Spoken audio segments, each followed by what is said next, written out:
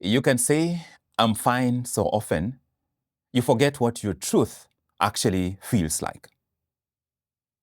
Numbness can pass for strength for a while until it stops working. It's 2022. I am at the hospital in Oklahoma City on night shift number 10. The internal medicine workroom smells of hand sanitizer and stale coffee. The monitors beep down the hall, and the fluorescent lights flicker, bleaching everything in the same shade of exhaustion and boredom. I'm writing notes when my phone buzzes. It's a number from Kenya. It's J.O., a friend who has known me since we were boys playing with footballs made of plastic bags and string in Sangera village. I step into the cardiology fellow's call room for privacy and I answer. His voice sounds warm and familiar. Job, how is Oklahoma treating you? OKC is going well. He laughs in his characteristic way and asks, and you? How are you really?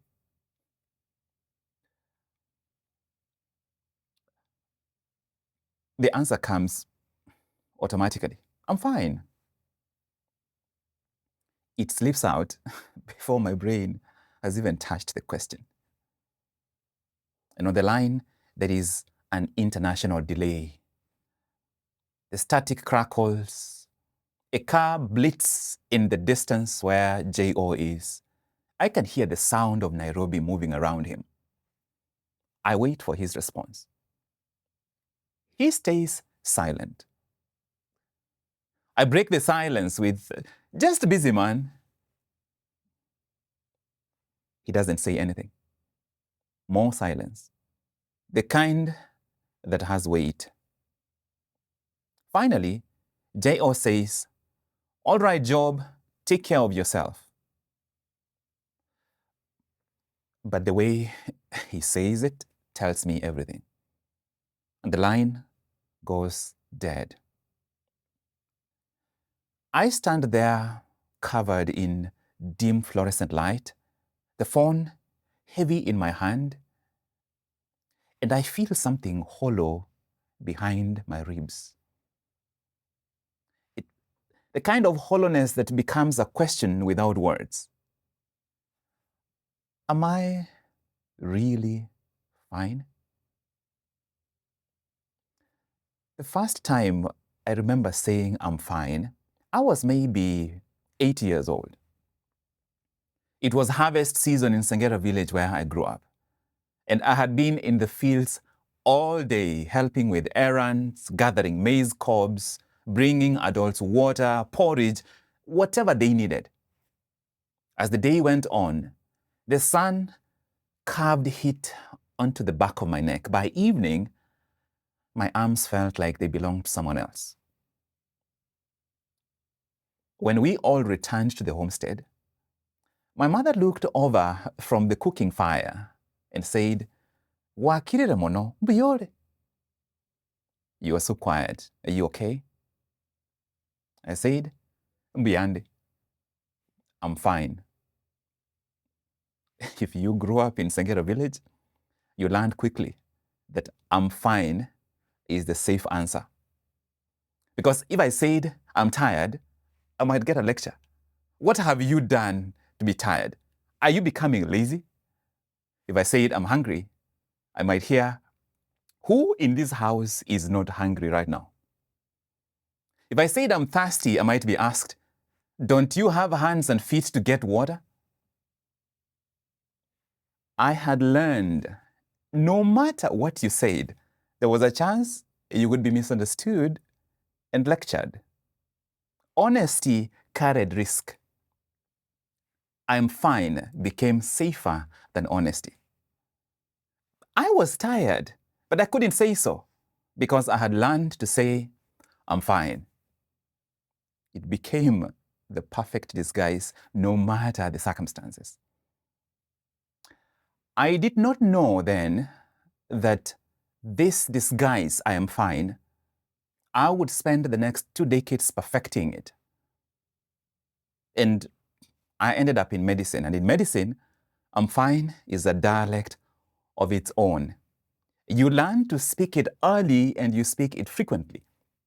A colleague asks you after a rough night, "You okay?" "I'm fine."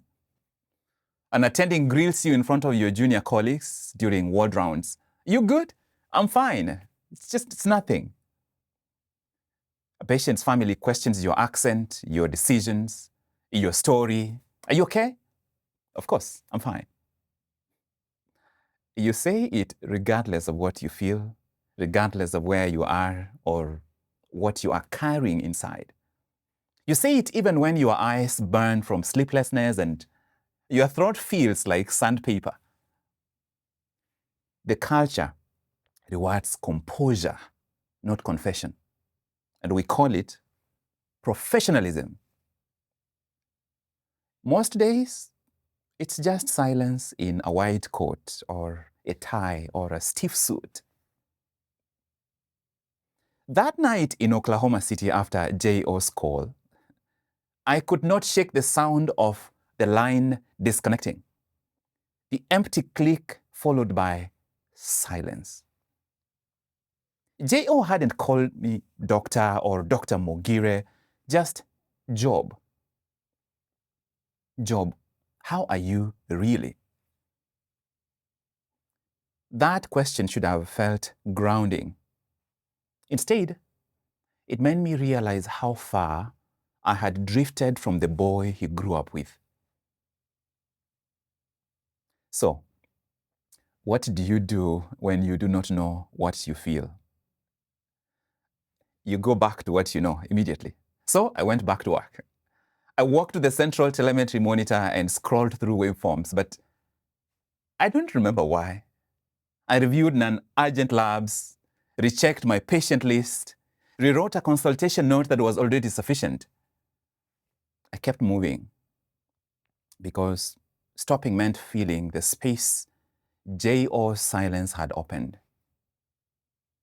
Hours later, the sun was rising. I walked into the cardiology fellow's cold room and caught my reflection in the mirror. I saw a man with my shoulders, my face, my scrubs, but the eyes looked like they belonged to someone else. I set my stethoscope down on the small table. The metal was still warm from my chest. My throat tightened, pulling a knot from my belly up. I stood up, sat back down, walked 4 steps to the wall, 4 steps back. There was nowhere in that tiny cold room to go. Then I sat down again on the edge of the couch. I took in a breath, but my chest could not feel all the way. I did not plan to cry. I laid back on the couch. One tear showed up. I pressed my palm against my eyes, but I could not stop the tears from running along my hairline. It wasn't a loud cry. Come on, I was a cardiology fellow. I could not afford to cry aloud. It was a quiet, full body surrender to emotion, to gravity, to fatigue. My shoulders shook and my breath caught. I cried for patients I lost and never grieved, for the pain in the faces of families I could not comfort, for every frozen "I am fine" that I did not mean or even feel. I cried for the exhausting labor of holding everything together while running on empty. That morning in Oklahoma, my body answered the question I kept avoiding. Job, are you really fine? No, I was not fine. I was just surviving on fumes. I'm fine had not protected me from the truth. It had disconnected me so I could continue functioning like a machine. And every time I said it, I taught my nervous system the same brutal lesson. What you feel does not matter. What you feel is background noise. I chose numbness over honesty, not because the numbness felt good, but because feeling my real feelings felt dangerous. And I had lived this way all my life. I did not notice it then, but I had been frozen for years. When you cannot fight and you cannot run, you freeze. You carry on frozen, you serve frozen, you smile frozen, you answer questions frozen. You help other people feel their feelings while you yourself are completely numb.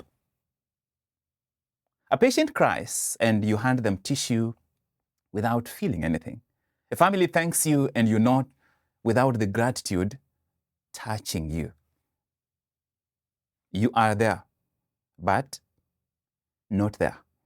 Present, but absent. Functioning, but not alive. The real war was not between honesty and dishonesty. It was between the "I'm fine" I kept repeating and the truth my body was still holding. My body had stopped believing the lie long before my mind did. The shift I needed was this: from automatic "I'm fine" to protect myself, to pausing long enough to feel what is actually true. That night, it was not J.O.'s question that reached me. It was his silence. The space he held for an answer I could not give.